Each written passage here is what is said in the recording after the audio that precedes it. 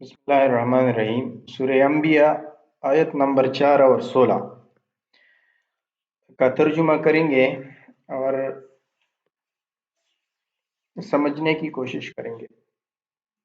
قال ربی یعلم القول فی السماء والارض وهو السمیع العلیم۔ The prophet responded, My Lord fully knows every word spoken in the heavens and in the earth, for he is the all-hearing, all-knowing. قال ربی، پیغمبر نے بتایا کہ میرا رب یعلم جانتا ہے القول بول فی السماء آسمانوں میں والارض اور زمین میں، وہو السمیع العلیم اور وہ سننے والا اور علیم ذات ہے۔ اب یہاں پہ جو بات ہے قول بات کو کہتے ہیں، جب ہم باتیں کر رہے ہوتے ہیں تو اس کو قول بولتے ہیں۔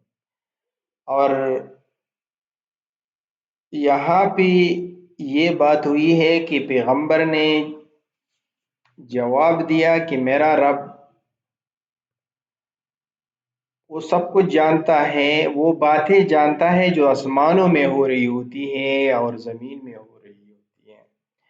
تو یہاں پہ یہ بات کلیئر ہو گئی ہے کہ آسمان میں بھی باتیں ہوتی ہیں۔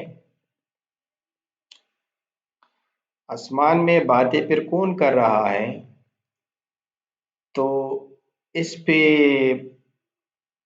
ریسرچ ہونی چاہیے کہ آسمان میں باتیں، تو مطلب یہ ہے مخلوقات ہوں گے جو کہ باتیں کر رہے ہوں گے، اور اس پہ اللہ قادر ہیں، اللہ جانتا ہے کہ وہ کیا باتیں، آسمان میں جو مخلوقات ہیں وہ کیا باتیں کر رہے ہیں، اور زمین میں جو مخلوقات ہیں وہ کیا بات کر رہے ہیں۔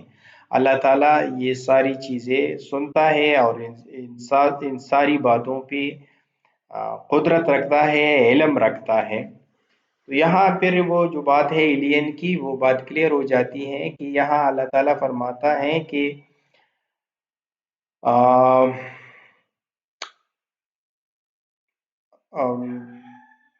میں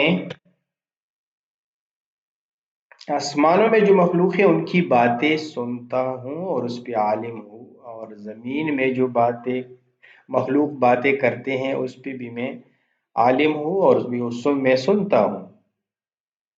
سمیع علیم، وہ سنتا ہے اور عالم ہے۔ پیغمبر نے بتایا کہ میرا رب عالم ہے، جانتا ہے القول باتیں فی السماء جو آسمان میں ہوتی ہے، والارض جو زمین میں ہوتی ہے، وہ السمیع العلیم اور وہ سننے والا اور عالم ہے۔ تو یہاں کلیئر کٹ اشارہ ہے جو کہ آسمان میں باتیں ہو رہی ہے تو وہ کوئی مخلوق ہوگی جو کہ انسان اس کو ایلین کے نام سے پکارتے ہیں۔ تو آسمانوں میں بھی باتیں ہوتی ہے، اس آیت سے یہ بالکل کلیئر ہے۔ وَمَا خَلَقْنَا السَّمَاءَ وَالْأَرْضَ وَمَا بَيْنَهُمَا لَاعِبِينَ We did not create the heaven and the earth and everything in between for sport. وَمَا خَلَقْنَا السَّمَاءَ وَالْأَرْضَ میں نے آسمان اور زمین کو، وَمَا بَيْنَهُمَا اور ان کے درمیان جو ہے نہیں بنایا، لاعبین بیکار، یعنی آسمانوں میں اور زمین میں جو مخلوقات ہے اور بذات خود آسمان اور زمین اور جو کچھ ان کے درمیان ہے، میں نے یہ بیکار چیزیں نہیں بنائی ہے، یہ کام کی چیزیں ہیں۔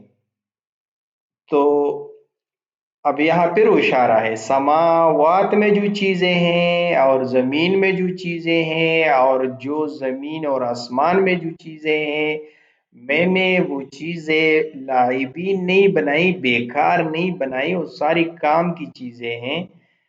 تو یہاں پھر وہ اشارہ ہے کہ آسمان میں بھی مخلوقات ہیں، زمین میں بھی مخلوقات ہیں، اور آسمان اور زمین کے درمیان میں بھی مخلوقات ہیں۔